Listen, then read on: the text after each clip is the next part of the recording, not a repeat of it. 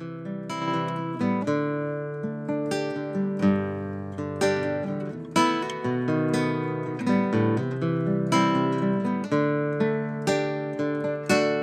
gladly pay you by the hour for a minute or so, so you can sign off on the towers where they'll piss on your home. And if you feel like you're just powerless to answer them no, it's 'cause you are.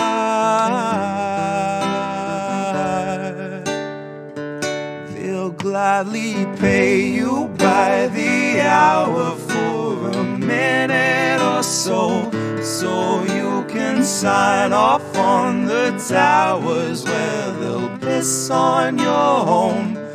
And if you feel like you're just powerless to answer them no, it's 'cause you are.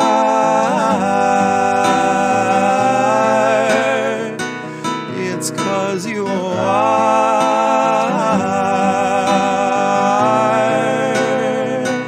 They'll gladly stagnate a living wage, snap the chains, bury it.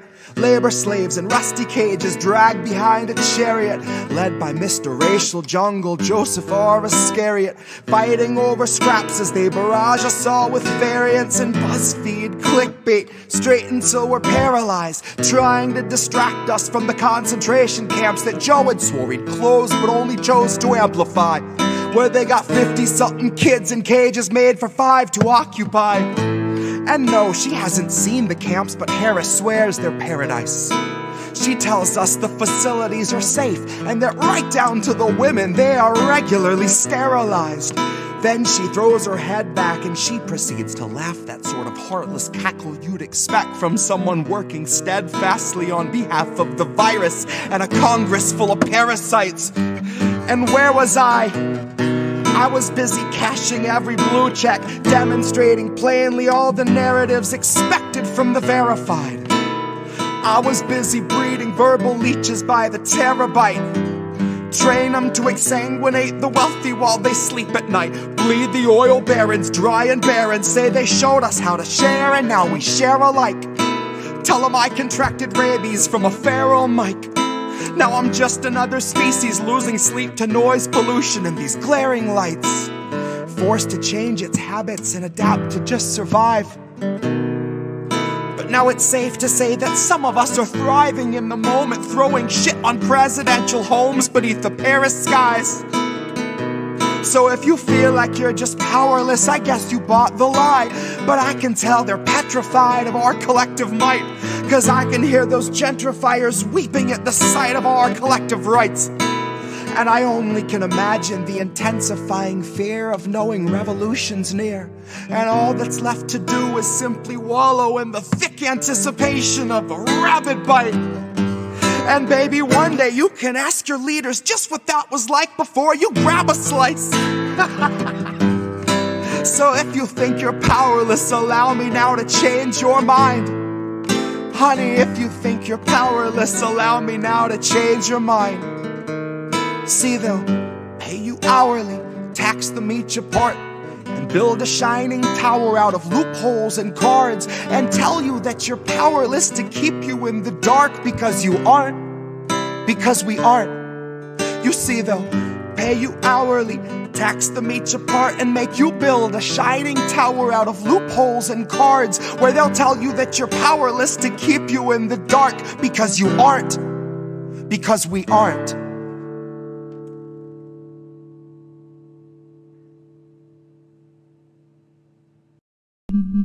False alarm, I thought that help was here, but it was my own reassurance bouncing round 100,000 times in my own ecosphere. If every time you speak you keep it off the record, consequently you can keep your record clear. And if you mute the speech that shakes your frail beliefs, you only seek to insulate your image and continue down the stream in the direction clout and credit steers. Directly from your mouth into am I the asshole Reddit's ears. Directly back into the greasy pockets of some Gates Foundation financiers. and then directly back into the frantic final thoughts of early trial Neuralink volunteers, staring at the numb and mumbling vacancies where recently had been their peers. Half of whom are glitching with the memory stuck on pause, and half have zero fucking clue just who they are or why they're here. It's been said that fear is all we have to fear, but that was back before the basosphere condenser came along, distilling concentrated fear that's diamond pure, crystal clear, oppressor strong, and woven into every single article you read and song they let you hear. And then Elon heard that Jeff enhanced our fears by 86%, and he said, hold my beer. And not a single sheep among the herd would turn their head or say a word, cause they were all too busy begging for the shears, begging for the muzzle, happy just to guzzle, feed, and watch a screen for all their years. Man, to each his own, can't afford a home, but they'll let you have your cozy little ecosphere, where there among your own devices you can break the seventh seal, overthrow the oracles and slay the seer. All the tomes were burned and all the lips were seared. Shut your eyes and all our lives just disappear. Now blink them twice.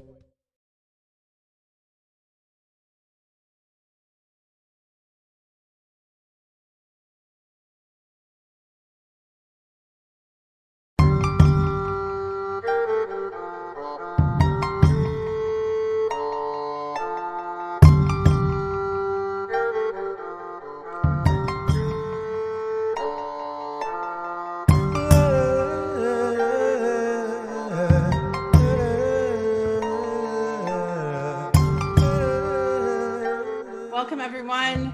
It's the Politics of Survival. It's been a few weeks, and thank you for coming so late at night tonight to come see me. I took a bit of a break. There's a lot going on, and I'm back with someone really special to all of us. And I got many private messages saying they were staying up late just to watch the show. So thank you for doing that. And thank you to Reade, who's on the East Coast. He's even later. And thank you to my guest who works at the State Duma in the Russian Federation, Maria Butina. Thank you so much for joining us, Maria. Hi. Well, I guess good night, good morning for me. Доброе утро or добрый день? Доброе утро. That's right. Доброе утро, since it's still morning. Da. There you go. So for those who may not know your story, you were kind of blasted all over the headlines in the US a few years ago when the US government decided to arrest you and imprison you under the Espionage Act. And if you could kind of just explain to any viewers who may not know who you are and how that happened. Well, it wasn't even Espionage Act. It was Article 951 US Code, which basically means acting as a foreign agent. But later on, they decided not to charge me with acting as a foreign agent, but I was charged as an attempt conspiracy to act as a foreign agent in favor of the Russian government. Well, in fact, I'm the only one conspirator in this mystical conspiracy. And I won't stop on my case precisely. People can watch it out. But the worst probably in this story, and it's related to the topic of our conversation, your Tara story too, was that the original claim of the government was that I was kind of a sex spy. Later on, if you Google it right now, in fact, you will see that the prosecutors actually apologized, and they said that they misread the messages on my computer, but still I'm considered everywhere as basically, well, I won't use the impolite word, let's use the sex spy word. And until today, they just simply ruined my reputation so much. And I watch what's going on in American news and also follow some Twitter messages, and they still see the speculations like, oh, she knew him and, he was somehow influenced by Russian politics, and such senator and this senator, he was in relationships with Maria Butina. I don't know these people. Like, they just put this claim out, and so I served my term, but they still use my name just to compromise some person. These poor guys, I've never seen them.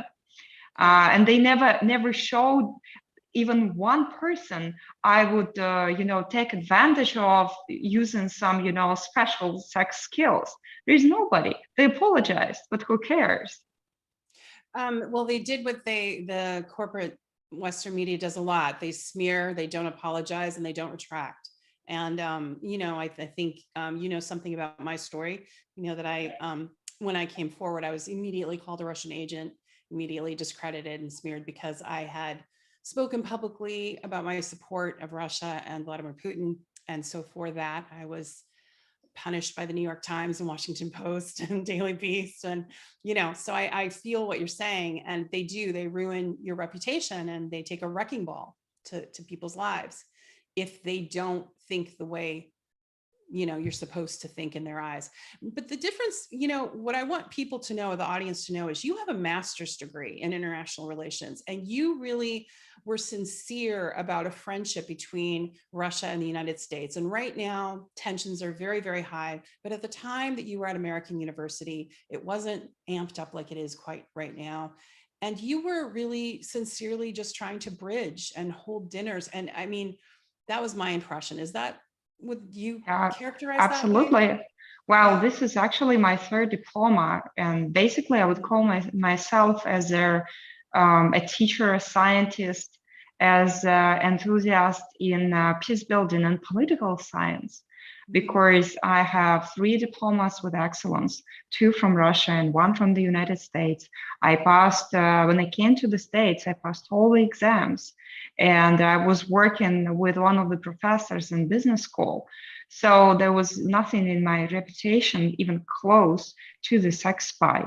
And so my hope is to have peace for the world. It was my hope, it is my hope. And I do know some, unfortunately, I can tell only some Americans who are still, I'll call it sober. I mean, not drunk by the Western propaganda, because you know what? Yes, the Western media, all this, I put in them in quotes, friends, they never apologize to me too, that they just destroy the reputation, then they misread, and then, well, basically this is fake news. So what they make people to think that all Russians are bad, which is not true. So I came to the US and I was studying, and even now when I look around, I see you're on the using this video service, and I see you, and I know how their typical house looks like. My apartment, oh, I see a dog, I guess. Well, my apartment, yeah. So, oh, okay, that's nice. So it's very, oh, cute. What's his name? Is it she? Well, I have one named Che Guevara, and then this one's named Ben. So see, it's like, you're very close to me. So I know how the typical apartment looks like. I know the doors, and I appreciate and respect your culture and the way of living of many Americans. I've seen rural America, and I've seen the capital, New York, and many, many states. So I do have a respect. And the only thing that Russians and me, myself, wanted is to have a mutual respect, which is, I think it's kind of logical. That was my purpose, to host dinners. Imagine, I served time for hosting dinners who were paid by an American, not even Russian. So it's so absurd, the whole case. But today, I wrote my book, and now I told you that I'm, kind of short of time because I'm working on a good translation in English, because no one publisher, guess what? So they mention my name in all the time, using me as a political, somehow, just a thing. But nobody is interested in reading my book, The Prison Journal. You're kidding me? So no one publisher is interested. Okay, fine, I'll put it online. I don't care. Yeah, I mean, I want people to know the truth. Yeah, you can self-publish too on Amazon, but I understand your pain, because I've gone through the same thing with my book. It's when you're suppressed. It's when the Western media and the powers decide to, because 22 corporations own all of Western media. So that's very few people that own the messaging. And it's very, tipped to one point of view. So as you know, from our last conversation, I've pushed back very hard on the Russophobia. And I came out publicly in 2019 and 2020, and I said very clearly, and I was, kind of, told not to say that, but I said very clearly that the Biden administration would try to start a war with Russia. And that is from my direct work experience back years ago, but also knowing the people that are still there and the neocons and the neolibs that are make money from the weapons manufacturers and want a convenient enemy. So my hope is that there will be peace and that there will be diplomacy and that we can somehow, but many US citizens feel helpless. And I think what you were trying to do with these dinners was trying to bridge that cultural gap, because American citizens, like, as you probably experienced, don't know much about Russia culture. They don't know much about Russia at all. Well, I would say that many Russians don't know a lot about American culture too, which is very complex and very interesting from state to state. And what was my goal was basically is to create a bridge. So just average people who have similar problems and they have similar issues and know how to solve them, they can talk.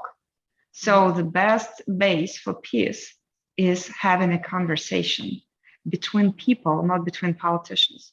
We see that the political, wind could change, but when people are friends, when there are student exchanges, and by the way, today working for the State Duma, it's the lower chamber of Russian Parliament, I asked my colleagues to give me the issue of foreign students. I do today help to foreign students to study in Russia. Why do I do it?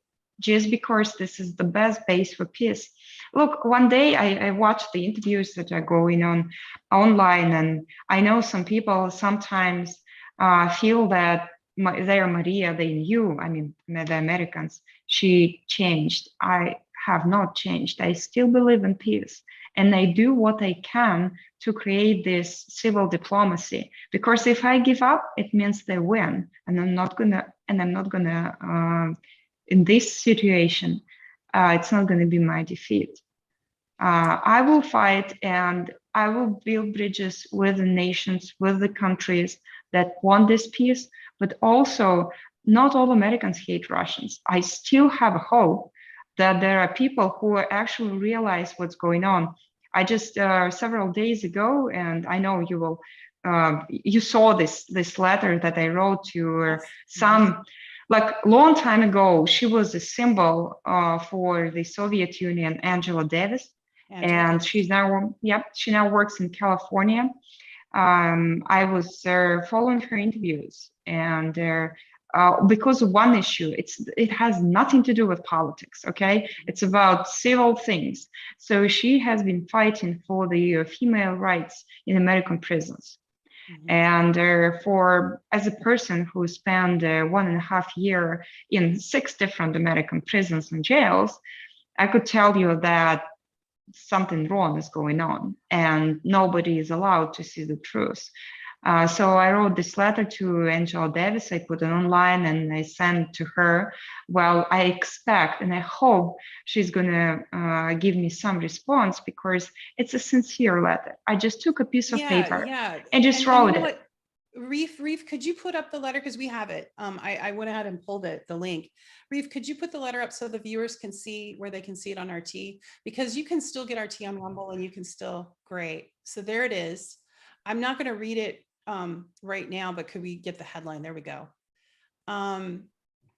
So Russian MP Maria Butina, Angela Davis, please bring hope to these times of darkness. And right. So my basic point is two things. Please look at the conditions in American prisons and how they treat females when they even don't give pads to women. Like the walls are covered with blood.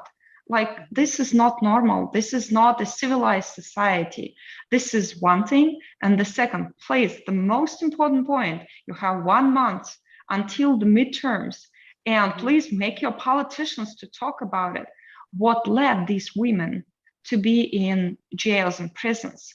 Why are they locked up for years and years. These are incredible terms that they give them in prison. People plead their cases. They're going to plead to anything because they know there is no justice. And please pay attention how they ended up in jails. Look, I opened the news today. I read American media, as I mentioned, and I see that it's going to be a release for certain drug charges. So Biden just said that we're going to release these people. I look at this and I see that, like, how dare? Look, he's only talking about federal charges, the minor federal charges. What does it mean? How about it's just 6,000 people maximum? Mm-hmm. And today the United States is it has the most prison population in the world. So it's no more than populism here.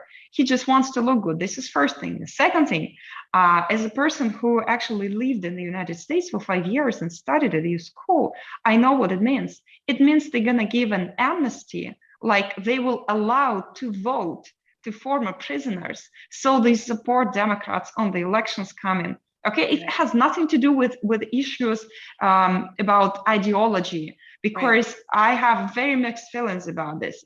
So, and we will talk about it, how being in prison completely changed my views, and how from being like a libertarian, I became a person who actually believes in socialism and believes that people and the government must help to those that cannot help themselves.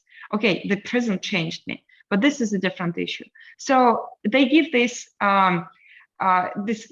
media coverage that they're gonna release many people from prisons for minimum charges for drugs. Okay, it ended up to be very few people. Then they give them the right to vote, so they actually can vote Democrats. Yeah. How about the state charges? The majority of drug cases, I served time with these people. They are actually state charges. They're there for years and years. And by the way, usually they don't give them just, like a minor violation. They don't. They give them just for being drug addict and being somewhere around drugs. They can give them 35 years. And this is not just what I say. It was a woman with me who actually, she was an accountant, right? But she is drug dependent. So how about treating her?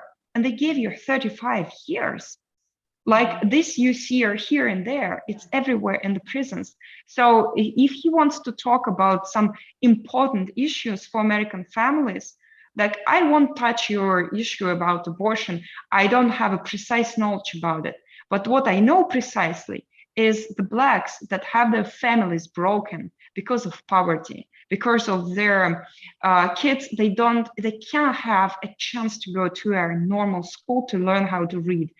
I have seen many females, many women who don't even know how to read. And this is why, and it's all in my book, and that's why they don't want to publish it in the US, because they don't want to see the truth. They just close their eyes. They play their games in, giving more money to their, I won't even mention Ukraine, just to foreign campaigns. How about average Americans? How about Black ghettos? These women, why it's so touching for me? These women saved my life. And they were the most generous, the most kind people I ever met. And it was in prison. And only in prison, you can see a person as who he or she is in real life, like in real soul. You see the soul, you pray together. These are good people.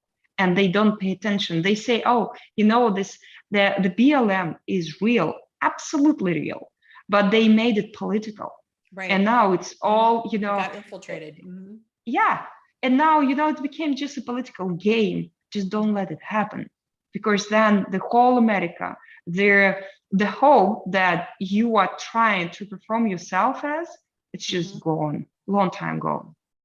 Well, one of the things I wanted to also, two things actually came up while you touched on it, was systemic racism. So if you wanted to talk another second about that and just how you were treated, but also then if you could also talk about the torture, which was the solitary confinement, and the ways that you were treated, which was so out of proportion. Like, let's even be generous and say there was some truth to like whatever they said. Even if there was, the way you were treated was torture. It wasn't appropriate. It didn't fit the parameters of whatever that is. And at least from what I read about what you went through. So I want you to share, because many of our audience may not know what you went through. Oh, yeah. Well, let me start from the second question. And they're Okay. talking about solitary confinement and the tortures. Well, let me put it right front. I am not the only one. And there are, I don't know, hundreds of thousands of prisoners who go through the solitary confinement, which is actually a torture. Look at the reports of the United Nations. They will tell you it's not normal. And do you know how it exists in the United States? I'll tell you, it doesn't. Formally, if you open any, jail rules, you will see special housing. You will see administrative segregation. You will never see solitary confinement. They hide it. I've met people who has been sitting in solitary cells for 6.5 years. How you like it? When they're just walls and there are 3 steps here, 2 steps there, and you don't even have a bunk bed. You have a concrete step where you sleep. It's extremely cold, and you cannot even get some money from the outside to buy a sweater. I was wearing men's pants.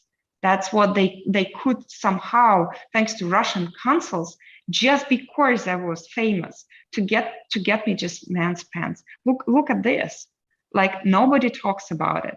I've been in Oklahoma. There is a transfer center for prisoners. You know how we call this place? Shady Grady. You know why? Because nobody knows what's going on in this, in this darkness, in this terra incognita. But I'll tell you, they put me on solitary confinement there too. It's the special block on the 3rd floor where they typically keep men, but on the 3rd floor, they have a special unit for people who are in solitary confinement. So here were my bunkies. Like, you have an hour in turns. You go outside to a little room where you have a microwave and TV, 1 hour a day. Okay, 23 hours you spend in the cold, very wet because they were very rainy. So water is everywhere. You basically it's like a hell, an iron hell, and it's a box in the box. So you don't see what is outside. You don't have clock. You don't know how much time is it. Okay. This is your conditions of survival. Anyway, I know who my bunkies were. They were not with me, but in different cells. So one of them, I'll give you an example. She was just mentally ill. She was, talking different voices. And when I would look at my little window in the door, I could see that she's really not well. You cannot put these people in solitary confinement. It doesn't help. It tortures them. And then, she was too loud and the guards didn't like her. Do you know what they did? They just tightened her to the chair, to the special chair. So she stays silent. It doesn't make any voices and doesn't run around her cell. Just tighten. And nobody knows this because, there is no Amnesty International that would go and say, okay, we are human rights defenders. We're going to fight for you. Nobody comes. The second girl who was there, and she is a girl, she's over age. She's over 18 years old. She was 15. And they supposed, she's not charged yet. She's supposed, not convicted. She's not charged yet. And she is on solitary confinement, 15 years old, just because she's a female underage, and then they cannot put her in the main facility.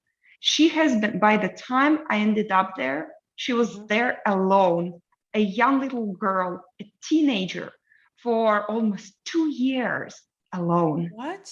Can you imagine that? No, it's horrifying. It's horrifying. It's absolutely, it's terrible. Yeah. And you try to put this word out, and why I'm talking about this, why I fight for the rights. By the way, she was native, and we were talking about native culture, because Oklahoma, the majority are Native Americans. Right. Does anybody hear their voices? No. Does anybody want to hear their voices? Absolutely not. And God gave me a chance to speak publicly, and thanks to you, Tara, I could, you see how emotional I am about this, because these women were around. I just can't close my eyes and don't pay attention. I'm going to fight anyway. Well, I'm glad that we were able to, bring you onto the show and connect you. And I'm hoping to connect you with others to let your voice be known, because it's really something that Americans don't talk about a lot, and it needs to be. And you talked about the institutionalized racism. You wrote that letter to Angela Davis. Oh, by the way, about institutional racism, let me address this issue. You know what? I can talk about these things. I know there is a political correctness in the United States, but I'm going to tell the truth. You know what? I've been on the top of American political circles. I've been on different conferences in different private clubs. And guess what? In all private clubs where I have been, the majority of the servants are the Blacks. And nobody talks this, okay? Nobody talks about it. Nobody talks that when you go to a restaurant, you're gonna see only people working low wages. And these are the Blacks, they are Latins, and the same people are gonna end up in prison. They have no chance and no rights. There was one woman with me, she was from Mexico. She had a boyfriend, an American boyfriend, twice her age, and they had a child. So one day he comes, it was her birthday, and he just takes the child away from the mom. So she starts screaming and she's like a little Mexican. She's trying to fight him, saying like, give me my child back. He calls the police. Guess who ends up in prison? Her, because nobody cares. So they bring, and now I see all this news about, they're bringing more immigrants to the United States. And you know what I can say? And you exactly know why do they need them? Because they're going to vote. They're going to vote with no IDs, all these people, but nobody else. But after that, after the day X, nobody cares. How are they going to survive? How are they going to go to schools? What their kids are going to eat? The majority of people will end up in prison because at 14, they ended up being prostitutes to earn their living, okay? They're gonna sell drugs because their best friend is gonna be the guy who sells them to other boys, to all these rich politicians and stuff. All these girls in prison are talking about who are the best clients, the worst clients. They know them all. Now they put these ads online. And it all exists in America. And when now I read the news where they talk about, the equal rights, oh, you kidding me? Like I've seen it. Go in prison, talk to these people, and talk about the equality to the people that cannot even read their charges because they don't know how. That, by the way, they put me on solitary for helping them. Is it normal at all? If people don't know how many years they're going to serve, this is the reality. Yeah, it's been terrible. Now, you've been, I'm sure, watching from afar how the justice system is coming down now on free speech and freedom of the press. And now people are being deplatformed, they're being threatened. And, I don't know if you knew, but I had Ava Bartlett on the show, who is a Canadian journalist with also an American passport, but she's on the Ukrainian military kill list and she's reporting from Donbass, and her Canadian government threatened her. And, Alina Lip, Germany's threatening to jail her for 3 years simply for interviewing people of Donbass that were happy that Russians were there. And just that broadcast made it so the German government shut down her bank account, fined her, and then threatened her with prison. So I have this. Yeah. So you've been watching this. Like, have you watched this evolution? Doesn't seem like it's getting better, does it? It seems like it's getting more authoritative here. Don't you think? It looks quite bad because, I think it was like 2012 when there was one journalist from the New Republic here, and she wrote an article about my the Right to Bear Arms, their NGO that I was the head of. And it was quite a balanced article. Well, it wasn't in my favor, it wasn't against me. It was like, something in between. And that was, I won't say it's a perfect example, but it's somewhat investigative journalism. When you can actually go inside, do fact checking. I have a friend in the United States. I won't call his name, but I hope he is watching. He knows. I just don't want to put him in danger. But one day he taught me what a real journalism, really book writing is. It is when you check every fact and when your article is balanced, when you give one person the chance to talk and the other person a chance to talk and say, okay, from this point and this point. But when all the articles that you read online are just, like they're copy pasted. Well, there's State Department. They call them stenographers now for a reason. A lot of the Western journalists are called stenographers because they're just repeating. It is getting worse. U.S. State Department talking points, and so that doesn't help anyone because critical debate makes things function better. As you know. But I wanted to get back to when you're talking about solitary confinement. I don't know. I know that you've been following the Assange case, and tomorrow there's going to be a worldwide event. They're going to have a human chain around, Belmarsh, where he is, and other places in the world. And then in Washington, D.C., Misty Winston put together a big demonstration in front of the DOJ and FBI to drop the case. As you know, he's an Australian citizen being extradited to the United States under the Espionage Act. And it's ridiculous. And the charges should be dropped. And that's my opinion. And I have that opinion because, he published war crimes and other media outlets published them as well. And yet he was targeted and imprisoned in Belmarsh, which is one of the harshest prisons in the world. And I guess I wanted to ask if you could talk to people that are at that demonstration, what would you say about Julian Assange's case, what he's facing, and what your thoughts are about it? Well, I would say you guys fight. You fight for his prison, for his freedom. And you know why? Because they're gonna bury him alive. And therefore, they will make him as an example for others who would like to talk publicly, who would like to raise their voices against the war crimes. They will put him it's like a, burning a witch. And what they do today, they make this case maximum publicly. So everybody knows that they should shut up their mouths. The same they did with the people on the 6th of January. Many of them were just trying to show their position. Some charges, as much as I can see, they could be real. Some people were aggressive. This is true. But some people just came there. And they are charged for years in prison. And the extreme charges of money that they can never pay. So they can pay, they go to prison. So what I would say to all the people who support Julian Assange, because if we guys give up, we all will be next. And they're going to find everybody. You cannot even imagine how many people they extradited from different countries, how many Russians, just for doing nothing, basically nothing.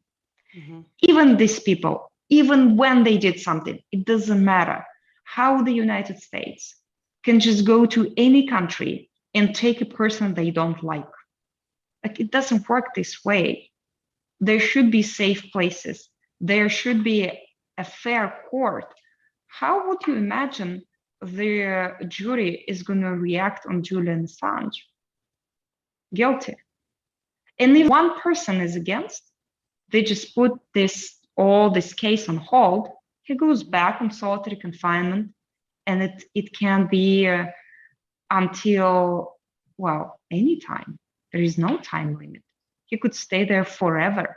They will just, have one person who disagrees with the decision of the jury, and it goes on and on and on again. I know this because I was given the same choice. That's why people plead to anything, because to have all the juries agree that you are not guilty, let's be real, it's impossible. look at the percent of the people who were convicted, 99.8, sometimes 0.9, you're going to be convicted. You have no choice. And what they do with this Assange, and they will, I know the conditions, they're going to put him on solitary confinement. Just think for one moment, everybody who is watching this podcast now, just, lock yourself up in the bathroom with no phones, no lights, nothing, just for an hour, 2, 3 hours. And then think about, I spent there 4 months. He's going to spend their life in these 4 walls and nothing else, alone with himself. Like basically each day you're going to lose your mind and trying to, first you're going to fight, then you're going to give up, then you're going to fight again. And you go, how many people convict suicide during being in solitary confinement? If you compare with the average general population in prison, it's more in 60%. Wow. So you can't imagine what people do. I didn't realize that the number was that high. 60% of people in California. I'm happy to send you a link because I was, for my book, when I came back, I was trying to understand why the time goes by after my imprisonment, right? And I should be fine. It should get better, but it doesn't. And I still have certain, fear inside of me, fear of solitary confinement. Seems to be someone would say, like, what's bad about it? You just go in solitary cell and you sleep all the time and, you're fine. Some people do it. They will offer you drugs, special medication, and your brain is becoming a vegetable. You just become a piece of, British word, porridge, oatmeal. This is your brain. This is it. But a human being, look at the Bible, is not born to be alone. We need social contact. We need somebody to talk with. We need safety and connection, those two things. And that's what they take away. Right. So what I do today, and I was writing to the United Nations about it, I think we should, the United States can call solitary confinement anything, but as it is said in Shakespeare, rose is still a rose. So in this case,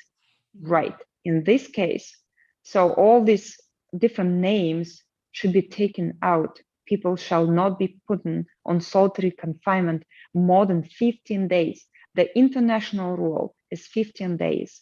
And they're going to put Julian Assange there for life. This is not normal.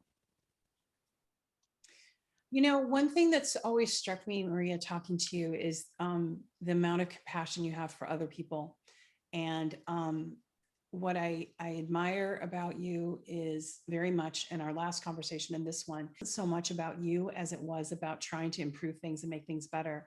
And also what people don't really know, and I wanted my audience to really hear and experience, and I think they have tonight, is how you love America too, even though it was a horrible experience and what you went through was unconscionable. So thank you for not, lumping all Americans in with that, with the power structure that, singled you out and oppressed you. So thank you for knowing that there's people. You would be surprised, but I still have friends in the United States I talk to, and trying to, I hope I don't put them in trouble. This is the only one thing that I worry about. Some people I had to stop communication because it can ruin their careers. And I hope these people know whom I'm talking about. I haven't changed. I haven't disappeared, but I just worry about you guys. That's all. The second thing is I do have friends here, Americans actually, who live in Russia. And you know what I said to one of them? I am his first defender. If somebody ever will discriminate an American here unlawfully, I will be the first defender. Because, I know what racism is. I know what nationalism, I know what Nazism is. Because that was my first words when I ended up in prison, saying like, look, Look at this strange law. You basically don't need any substance of the deal, I would say. I have no money in my case. I have nobody who's harmed. I don't have even co-conspirators. Gosh, guys, think about it. But I'm still a horrible who? I'm not a spy. The government said I'm not a spy. So who I am? I didn't get any money from Russian government, no support. The money that I got for my education were from Americans. So come on, there is nothing. And you cannot charge a person with 15 years that was supposed to be my term for just, making dinners. This is an absurd. And so what I do want, I want fairness. Russians actually value this. This is our top priority. It should be fair. So if somebody tries to discriminate, it doesn't matter who this person is, Black or Latino, or it's a Russian or it's American. It doesn't matter for me. I want people to be equal and having equal rights by the law, and it should be fair. That's why I will keep fighting, because if I change the side and just say, all Americans are bad, that means they win. But trust me, it takes me incredible efforts every day, seeing how American media treats Russia, how every time I go online, except you give me the chance to talk.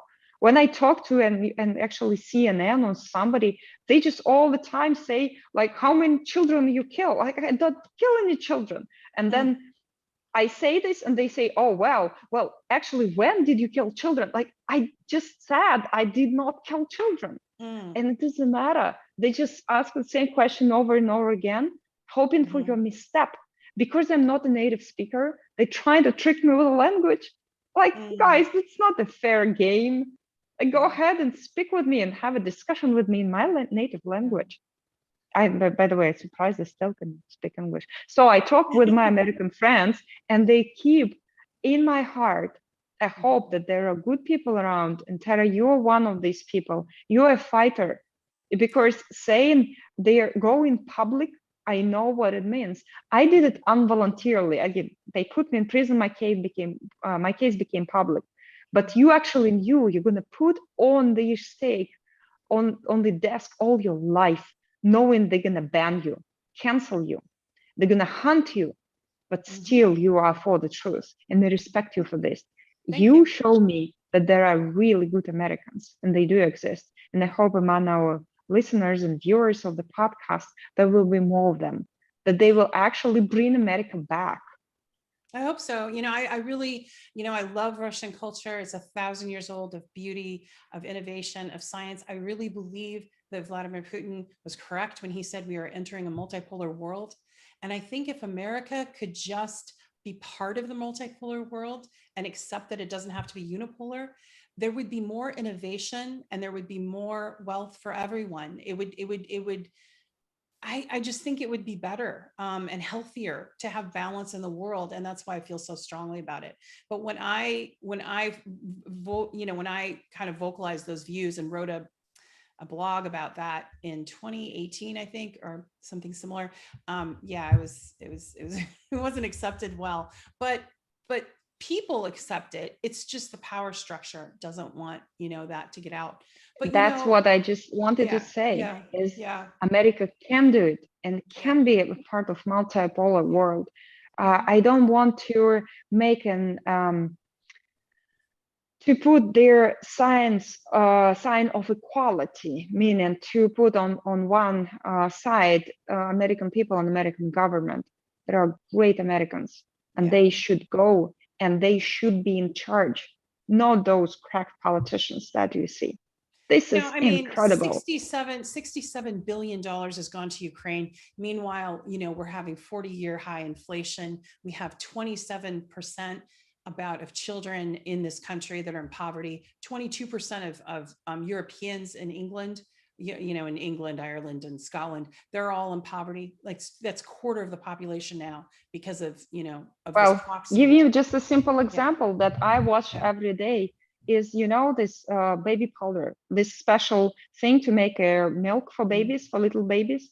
You know how you actually ended up having such a deficit it doesn't produce, they don't produce it in the United States. So here's the problem. For years and years, the corporations were promoting for females that they must feed their kids from the early days with this special milk, artificial milk. When these kids actually need natural, look at the recommendation of all Russian international groups, doctors, they will say, this is not normal, but they wanted more money. They just wanted more money because it's great, it's a huge market. And today they have a deficit. And what government does? Nothing. They just go, oh, go ahead and do whatever you want. But if your kid is crying and he wants milk, what you gonna do?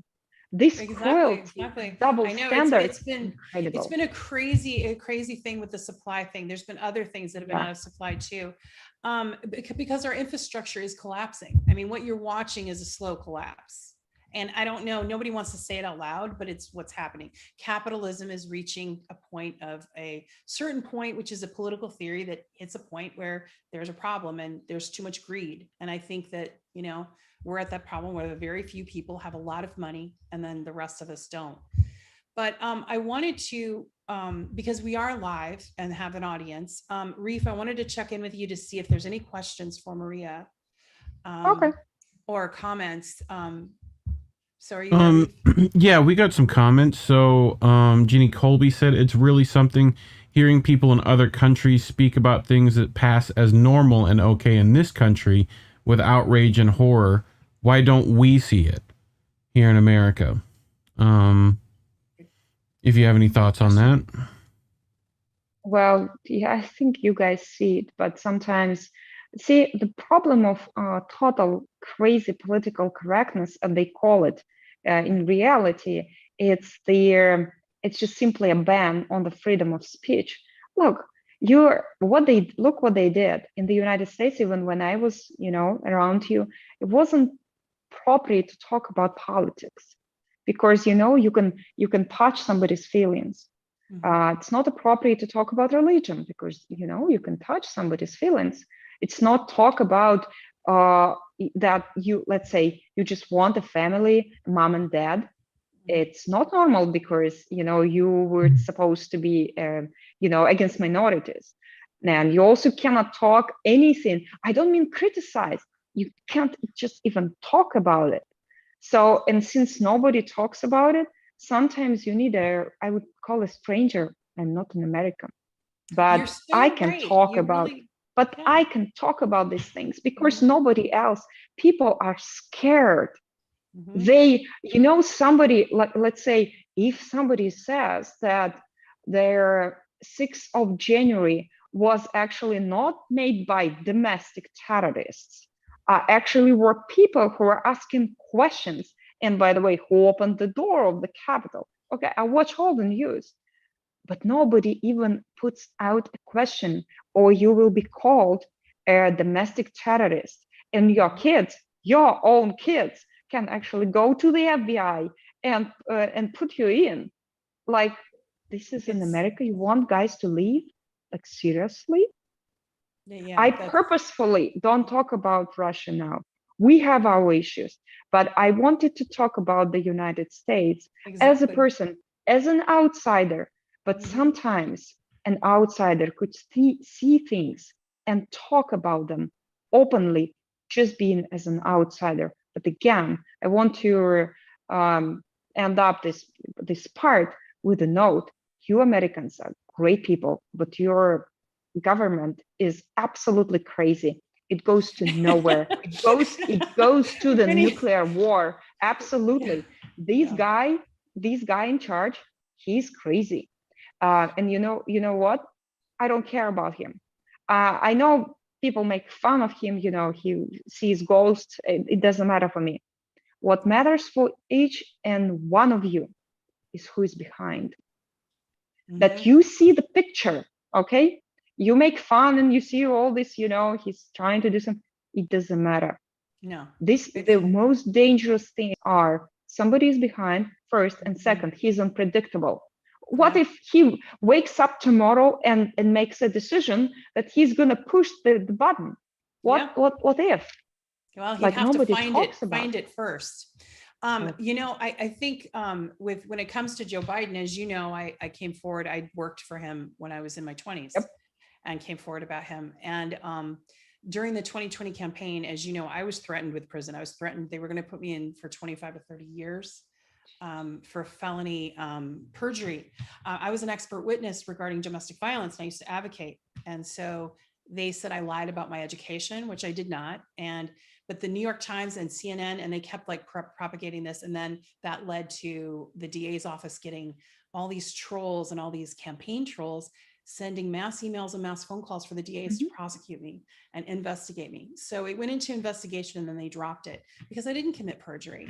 But Joe Biden wanted me in handcuffs and put in jail because I came forward and told the truth. Now, you know, because originally I had gone through protocol when it happened. I did not go public. I went through protocol through the Senate and I didn't get any help. And in fact, I was threatened to be silent. And I finally came forward when other women were coming forward and being smeared in the press. And I said, well, okay, I'm gonna speak up because they shouldn't be smeared. But my point is that Joe Biden is a megalomaniac. He is not a good person. He has been anti-Russia the whole time. He's surrounded by people that are anti-Russia. And the dangerous part of this, Maria, is that you're right. There are people in that administration that actually think that limited nuclear war is possible. And it's not. It is not. And you know, the president of Russia said that. President of Russia said something very wise to Oliver Stone. And if anyone watches those interviews, he said, if there is a nuclear war, no one will win. And he was right. And I just hope we have some grownups in the room with the American elites that are pushing this. And there are many Americans that see that the push is coming from the West, NATO and the US, but we're not allowed to talk about it. I talk about it because they've already taken a wrecking ball to my life. So I don't, like, you know, what else are they going to do? Right. Well, just please be safe and take care. Yeah, I just know that these people have no limits. They have no limits. I wanted to ask Reef again. Do we have any more comments or questions from Maria? Just to kind of continue your thought, many people ask things like, what country has more censorship, USA or Russia? Asking about your book, Maria, and if it's in like for sale or if it's censored in the US, and just general censorship here. Yeah. Yeah. Could you address that? Okay. Look, I would have a separate conversation. If you want comparison, it would be actually very interesting to talk about certain issues in Russia and in the United States.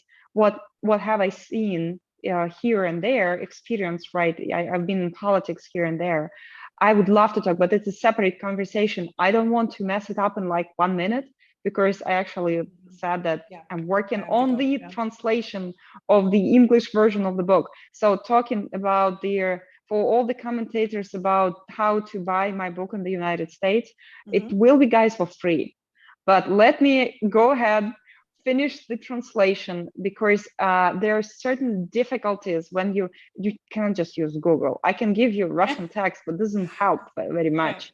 So I'm gonna finish the translation and I hope I will not tell about the plans, because I know not just you and me are in this podcast. Yeah. However, this is like a shame for the world, right? A shame. So we are afraid even talk publicly when my book is going to be out in the United States, so they don't go ahead and ban it. By the way, do you know how they deleted my Google account? Oh, it's a funny story, guys. So they just, someday I wake up at 3 a.m. in the morning, seeing a message on my phone, which says, well, we shut down your Google account. And I'm like, wait, I have a Google Drive. This is my property. I pay every month for for the storage. This is my money being paid. This is my information there. They deleted it. Then I said, well, fine. I use the Google account for my cell phone. All my contact information is there. This is my property. It's deleted. They just simply deleted everything. Like property rights. Yeah. You kidding me? Here you go. Property rights. And tomorrow, now it's a curious for me thing for the whole of the world and Americans too. Like, aren't you guys afraid to wake up one time in the morning and somebody would decide that you are the danger? And yesterday, when Snowden comes up and, you know, all this stuff about the espionage for the American people from the NSA and, you know, all these other agencies, read the Puzzle Palace, the whistleblower who actually first talked about having the NSA. Okay, it was past century. In this century, they're gonna just take all your information from you. So make copies if you can, because you can wake up in the morning, like I did, at 3 a.m. in the morning, and there is nothing on your computer, but you paid, but nobody cares. So anyway, I will put my book outside, and Tara, if you would be so kind to, you know, distribute it, I would appreciate. I don't want any money, guys. I don't want a penny. Yeah. I want people to know the truth. And you know, actually, my book has a very interesting fact. So young kids, the students, they decided to make a play. So it will be out in the beginning of November.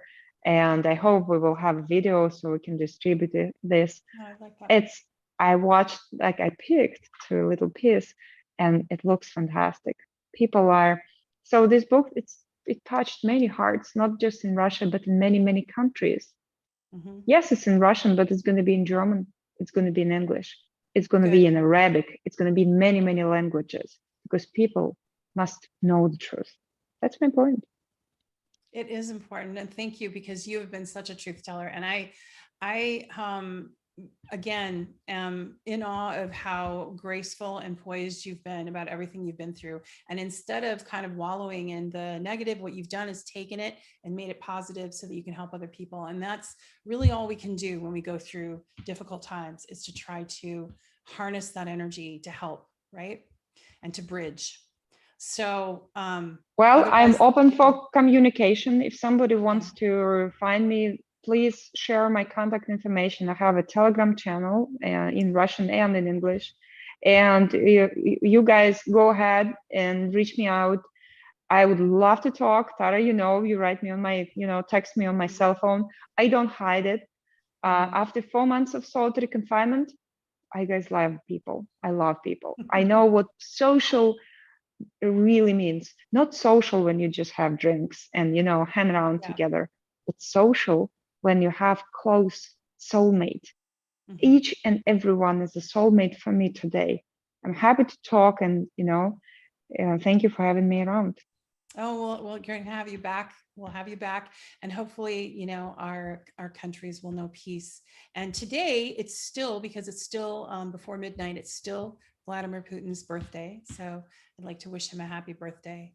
And, you know, and I hope that he's doing what any leader would do in protecting his nation, protecting its citizens. And I hope that our friendship between America and Russia will happen again. And, you know, but it'll happen, like you said, citizen to citizen, people with each other. And that's the best we can do.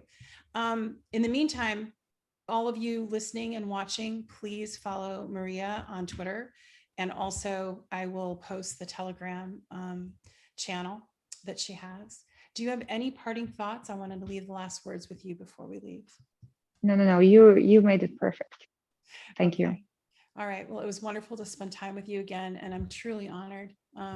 You're a brave warrior for truth. So you take care. Thank you so much. Let's stay together. Thank you, everyone who is listening and watching. And we'll see you next time on Sunday. I'm going to be talking, Monday. We're going to be talking to Vanessa Beeley, who recently was watching the referendums in Donbass, and she's going to be talking about the EU trying to sanction her. So we're going to have those conversations. So join us then. Thank you, everyone who tuned in. Please subscribe and like, and look below at the links and follow Maria. Take care. Good night, everyone.